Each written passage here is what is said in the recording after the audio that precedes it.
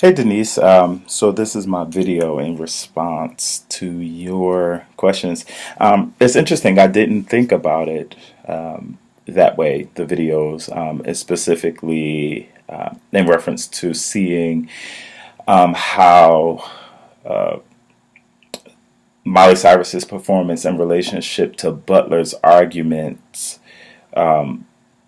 challenge gender specific ideas or the male female gender binary,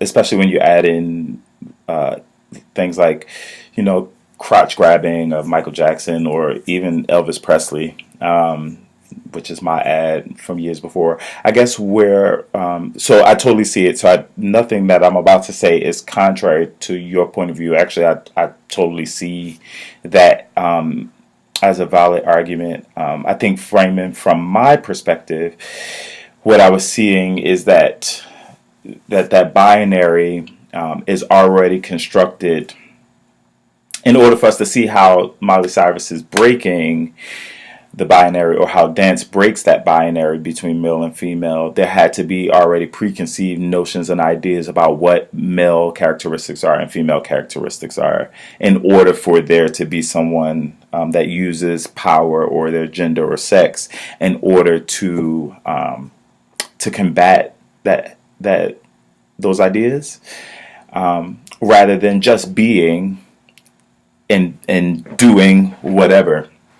In that sense, I never really saw or assessed Michael Jackson's crotch grabbing as a symbol of his masculinity, although it could be seen that way, in terms of him wanting to combat the stereotypes about him being gay or somehow being a pedophile or those sorts of things. I saw it more, if we add the race connotation onto it, more homage to the movement that was going on in the Bronx at the time that he started to develop that in the late 70s, early 80s, around the same time that the hip hop movement was beginning to take shape.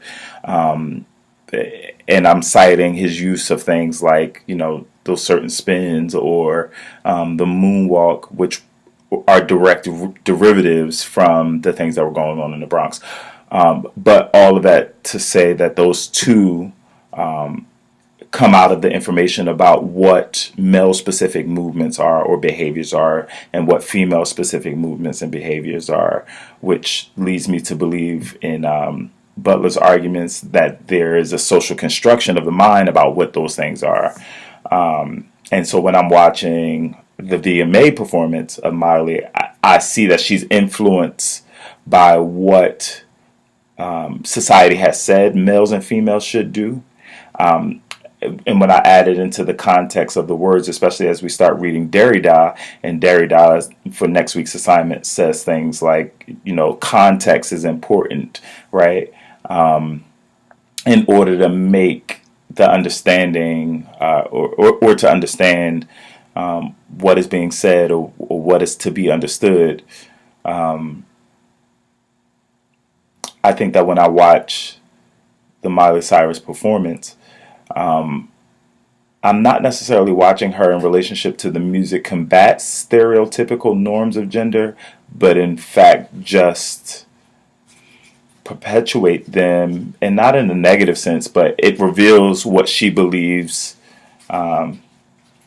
females are to have or not have. It's so weird, this conversation. The other aspect I know too is that she does things personally for attention. Most artists are involved in the business of controversy in order to sell branding. So, adding in Austin, is it an abuse or not really the representation that she believes, but the representation she needs to have in order to sell the product and become relevant in a society in which is all about sensationalism.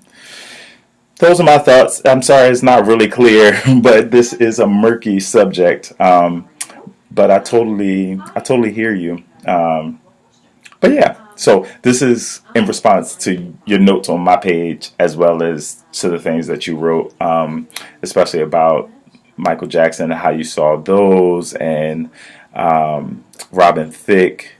I'm just looking over the screen right now. And I didn't even notice the teddy bear's head on fishnets.